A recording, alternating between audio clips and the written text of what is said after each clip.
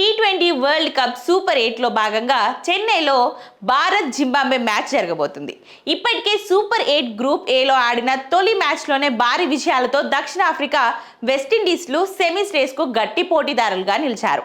అయితే ఈ నేపథ్యంలో భారత్, జింబాబ్వే, వెస్టిండీస్తో జరిగే తదుపరి మ్యాచ్లను ఖచ్చితంగా గెలవడంతో పాటు భారీ తేడాతో గెలవాల్సి ఉంటుంది. అప్పుడే నెట్ రన్ రేట్ కలిసొచ్చి సూపర్ 8 నుంచి సెమీస్ బర్త్ ఖరారు చేసుకోవచ్చు. అయితే ఈ నేపథ్యంలో భారత జట్టులో పలు మార్పులు తప్పేలా లేవు. ఇప్పటికే ఓపెనర్ అభిషేక్ శర్మ ఫామ్ పై ఆందోళన నెలకొంది.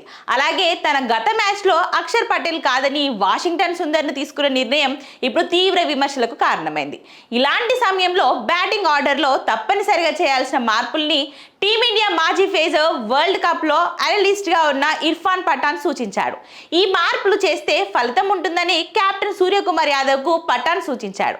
చెన్నైలో జింబాబ్వేతో జరిగే డూ ఆర్ డై మ్యాచ్కు కెప్టెన్ సూర్యకుమార్ యాదవ్ సెకండ్ డౌన్లో కాకుండా ఫస్ట్ డౌన్లో రావాలని ఇర్ఫాన్ పఠాన్ సూచిస్తున్నాడు. ఎందుకంటే ఇద్దరు ఓపెనర్లతో పాటు వన్ డౌన్లో వస్తున్న తిలక్ వర్మ కూడా లెఫ్ట్ హ్యాండరే కావడం దీనికి కారణం.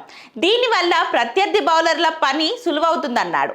అదే సూర్య వన్ డౌన్లో వస్తే బౌలర్లను ఒత్తిడిలోకి నెట్టొచ్చని పఠాన్ సూచిస్తున్నాడు. ఇప్పటికే టీ20లలో సూర్యకుమార్ యాదవ్కు వన్ డౌన్లో వచ్చి 32 మ్యాచ్లలో 158.33 సగటుతో 864 పరుగులు చేసిన చరిత్ర ఉంది.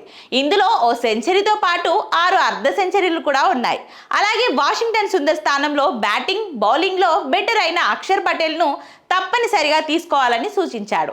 ఇక అక్షర్ పటేల్ అనుభవం లెఫ్ట్ హ్యాండర్లపై పనికొస్తుందన్నాడు. అలాగే కుల్దీప్ యాదవ్ను కూడా పరిశీలించాలని పఠాన్ సలహా ఇస్తున్నాడు. విండీస్తో మ్యాచ్కు ఈ మార్పు పనికొచ్చే అవకాశం ఉందంటున్నాడు.